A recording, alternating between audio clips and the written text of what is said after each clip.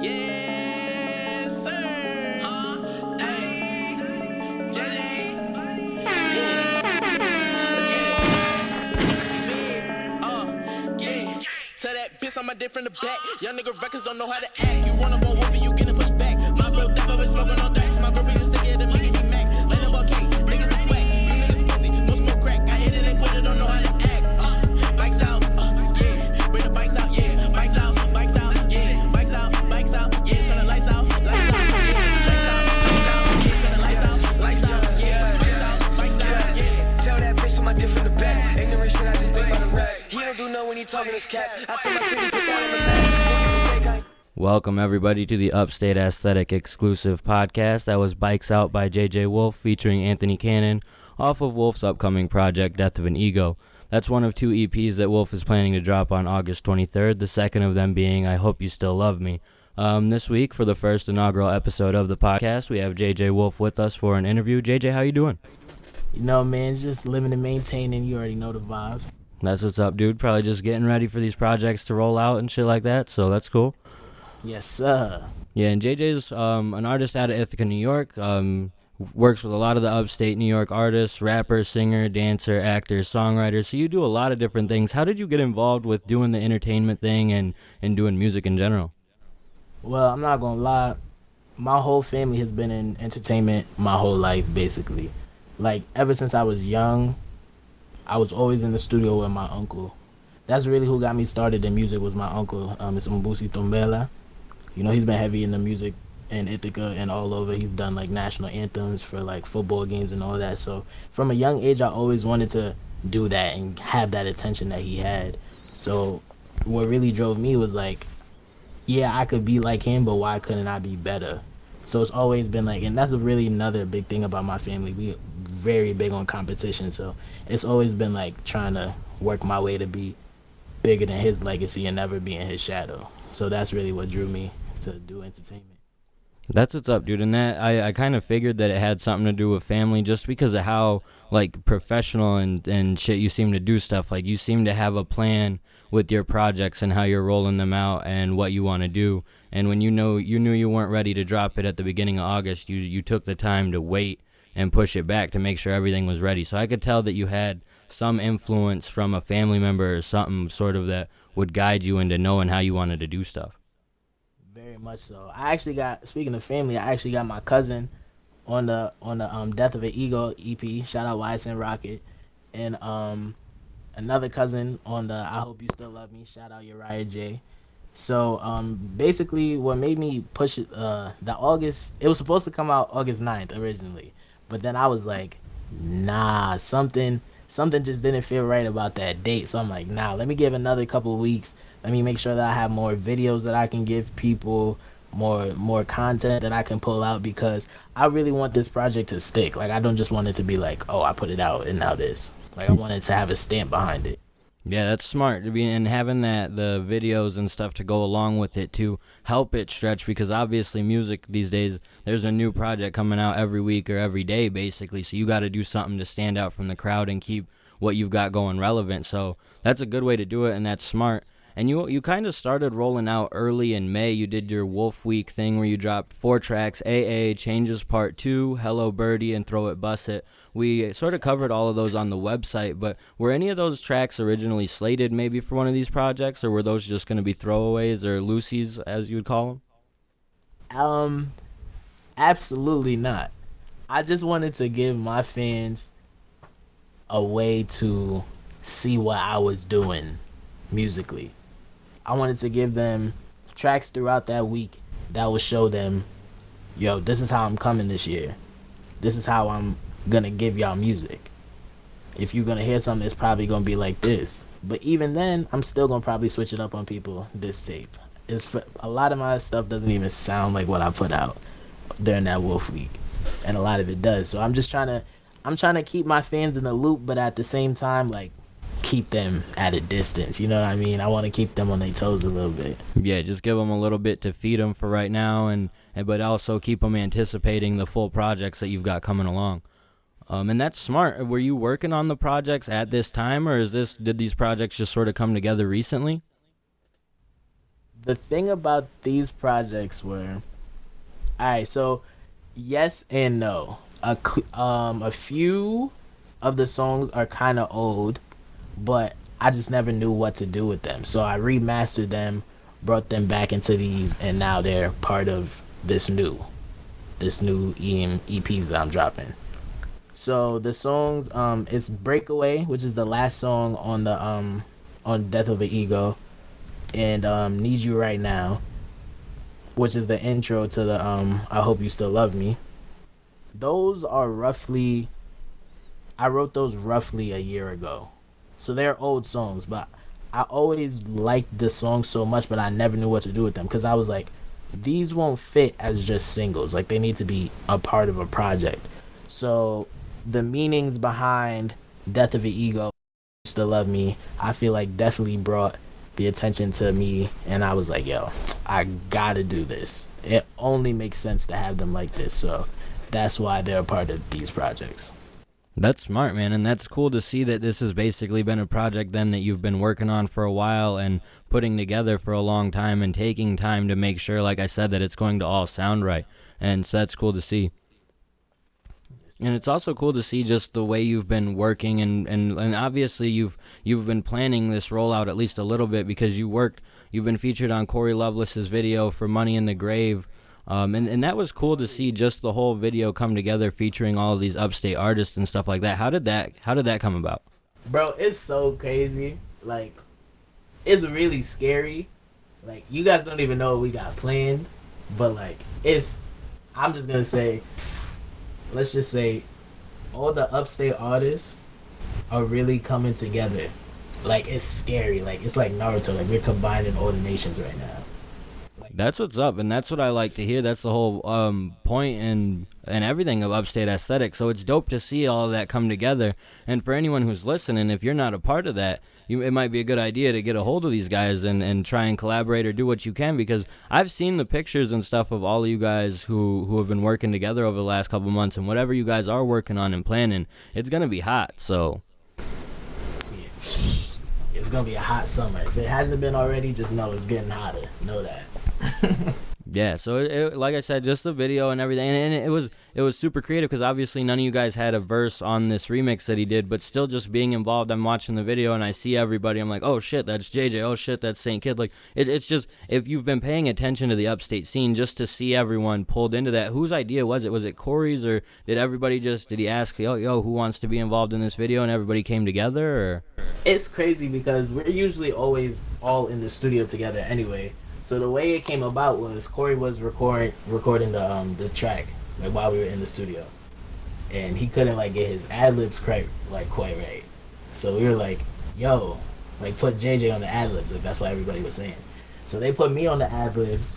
So that just created the whole spark of, "Yo, let's have everybody in the video." Corey reached out to everybody. He got everybody to come. So that was just off the strength of Corey getting people there for the video.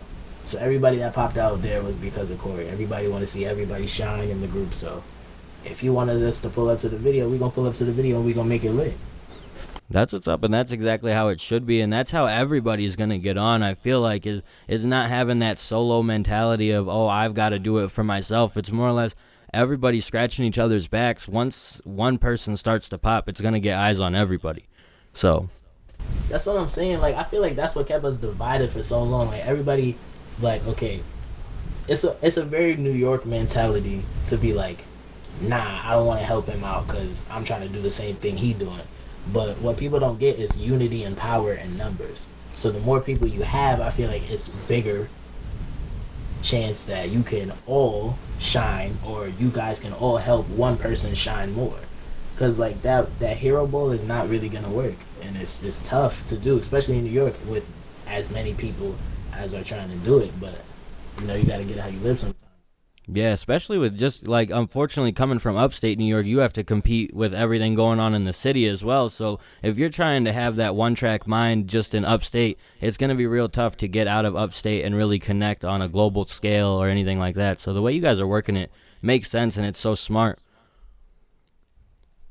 And then I guess just we'll jump right into the first project that I listened to, Death of an Ego. That's a 6-track project. It comes in at just under 20 minutes, about 18 minutes long. As you said, you had the feature from your cousin, YSN Rocket. We also played the snippet of the song Bikes Out featuring Anthony Cannon. Those were the only 2 features on this track. Was that a planned thing, or just wanted your cousin and Anthony? Anthony kind of fits the vibe of this project. You had said that one EP for the streets. I kind of get the idea that this is what that EP is. Yes, sir. Definitely anything I do project-wise is calculated, so I was going to do 2 features on each project anyway. And the street one, Death of an Ego, I really wanted to show how wordplay and how simile and metaphor-y and bar-y I could really get, because even though I feel like I'm very versatile as an artist. Like, I sing, I rap, I scream, I do all of that. So I just wanted people to know, especially with the heavy influences that I have, like Nas, Biggie, Pac, Method Man, Redman. I really wanted to show people that I can really spit.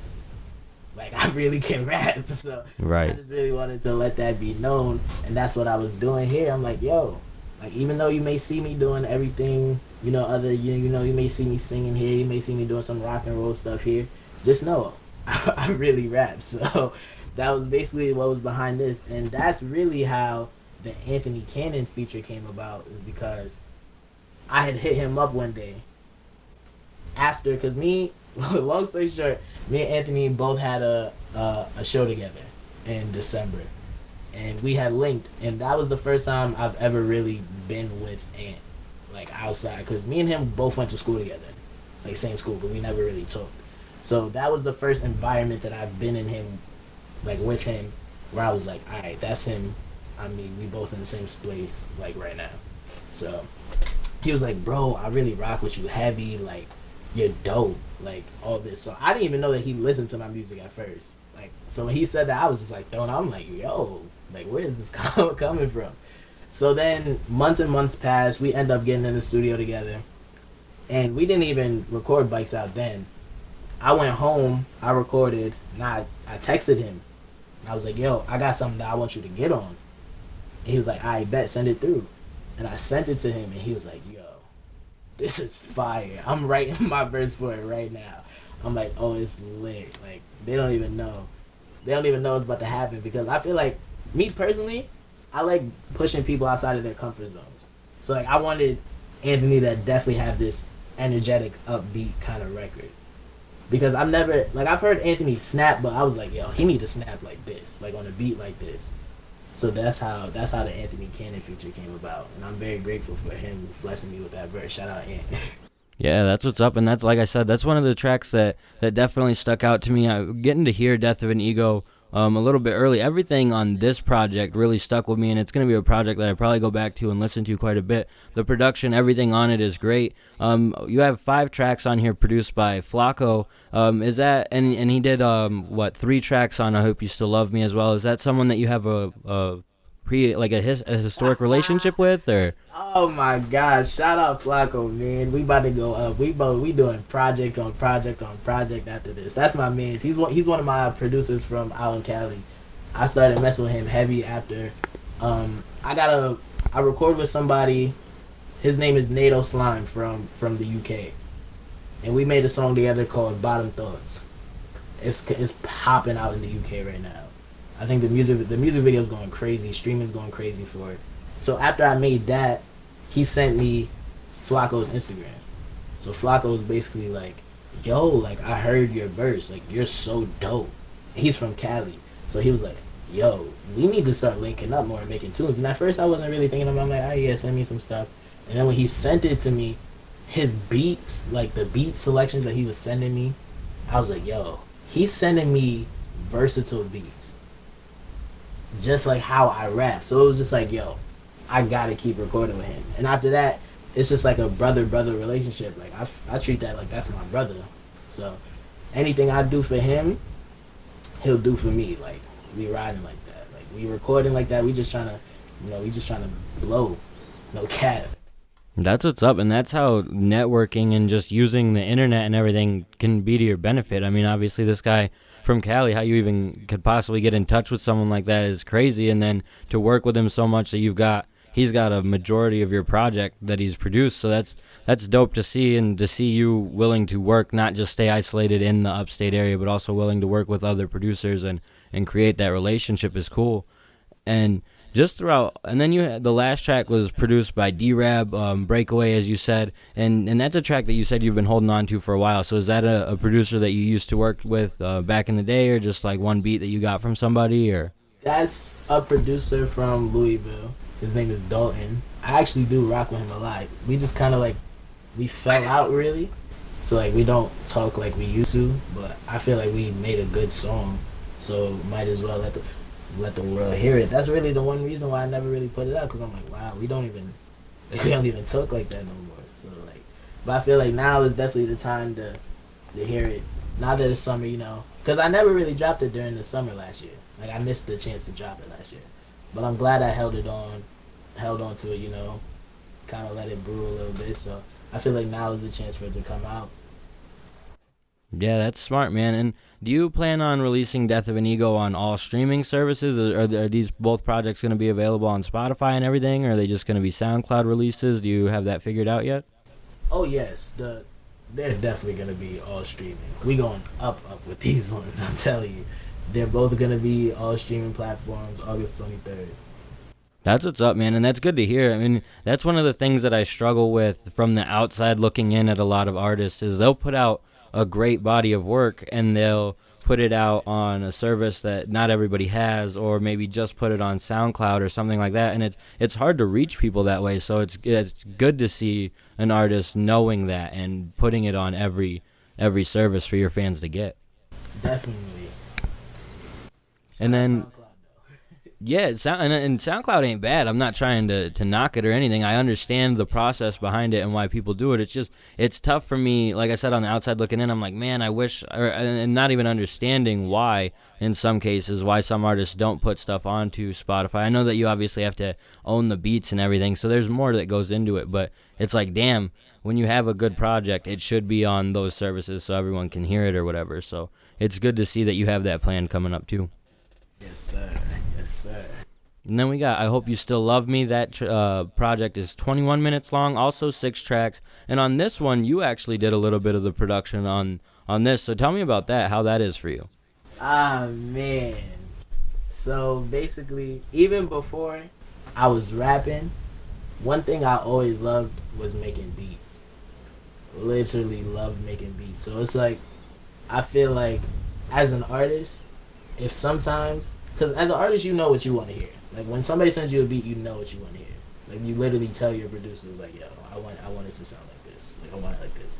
So I feel like making some of my own beats, it was just like, it was tougher. It was more hard for it to get the sound that I really wanted. That's why I only had some of the few production that I had on this one.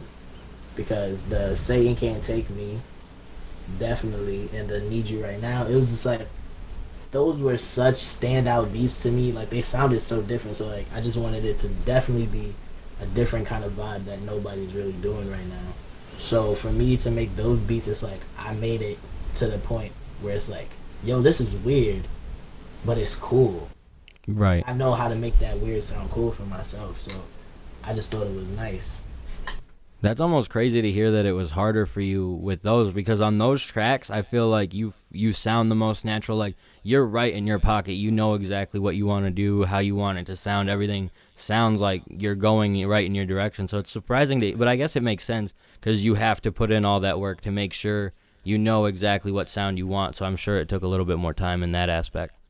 Yeah, definitely. Everybody knows that you're your biggest critic. At the end of the day, you're gonna be your biggest critic. So it was just like, yo, I don't know if this beat is whack, but it's like, nah, the beat not whack, but it's fire, but I don't know if it's fire. Like, I don't know if they'll like it, but I know I like it. It's just a bunch of, like, competing with yourself to see what you're going to do in the end of it. Yeah, man, I understand that, but definitely I got to give you props for those two, because those 2 tracks, especially on that project, they stand out, and like I said, you can feel that that's where you're sort of in your comfort zone doing your thing. At least that's how it sounds to me, just listening to it. On this project, you mentioned that you had your cousin on or another cousin on the feature, Uriah J. You also had a feature from Corey Loveless on Heart Hurts. So there's obviously that continued relationship through the Upstate. And you and Corey have done a couple of songs together in the past, haven't you? I think this is this the first one me and Corey made? I don't know. Me and Corey got a lot of songs now, so that's why I can't really. Right, I might have just been paying attention to the conversations on social media and seeing you guys discuss planning putting stuff out in the future, so that might just be it. But it's cool to see this relationship because you and Corey have a similar but different sound. Like it's definitely not the same sound in any way, shape, or form, but it's the similar sort of sad boy type of thing, I guess I would say. Definitely, that's definitely why I wanted to put Corey on this side of the EP because I was like, I know this is his area. Like Corey is definitely an emotional writer.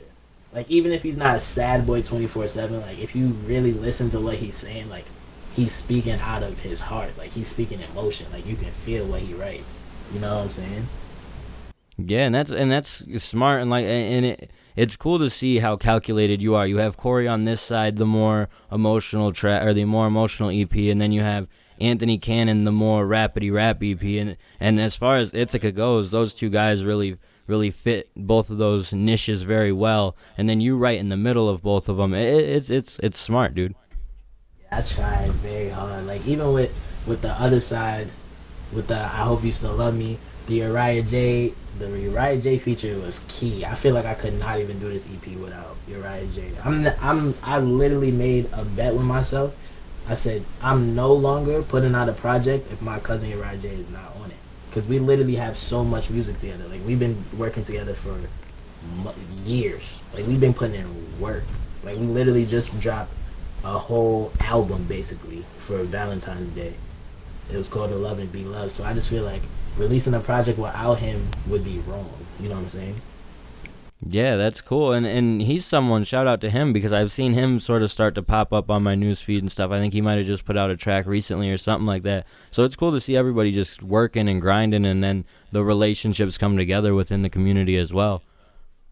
And with these two projects coming out both on the same day, do you have an order of which you want fans to listen to them, or do you think that it's like, because it's in one hand it's really good because you're hitting two different demographics, and as long as the right fans listen to the right project first, it should be fine. But if someone's more into rap and they listen to I Hope You Still Love Me first, it might not go exactly the way you want it to. Is that something that you might fear, or?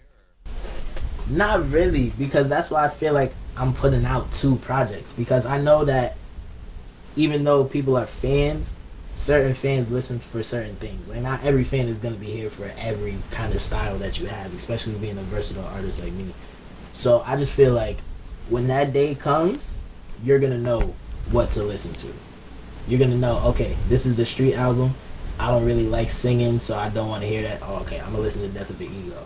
And if people is like, yo, I'm not really for the harder rap kind of music, but I do like his singing and I like all the other stuff that he does, let me listen to I Hope You Still Love Me type. So I feel like I gave my viewers an option.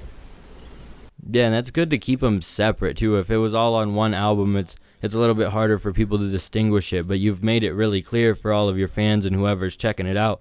Hey, this one is more of a rap type album, and this one is more of an emotional type album, and if whichever one you're interested in, check them out. And they both, like you said, you're so versatile that I think on Death of an Ego you were doing a little bit of singing, but it wasn't the same type of singing that you do on I Hope You Still Love Me, and it was so different that I barely caught it. And when I caught it, I was like, damn, he has just so many different bags that he can get into that he sounds natural in, or that he sounds so good in. So your versatility is something that stands out and that you've been able to work with on both of these projects. So yes, sir, you got to. You have to stay versatile. I feel like even if you only do one kind of thing, like even if you only rap or if you only sing, never stick to one type of style of that. Because once you limit yourself, you limit your audience. Like, that's what I feel like. That's what I've always been told since I was little.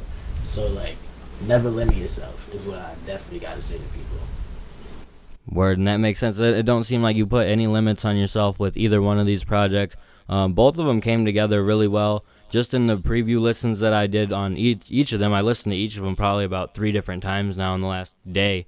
just to try and get a feel for them, and because they sound good. So to anyone listening, I definitely recommend that on August 23rd you check them out. You obviously have all gotten the snippet of the first song. Before we close everything up, JJ, do you want to give people your social medias and where they can find you on that? Yes, sir. Instagram is IamJJWolfe. That's IamJJWOLFE. And my Snapchat is Team JMS. My Facebook is Just Who Pinked Me.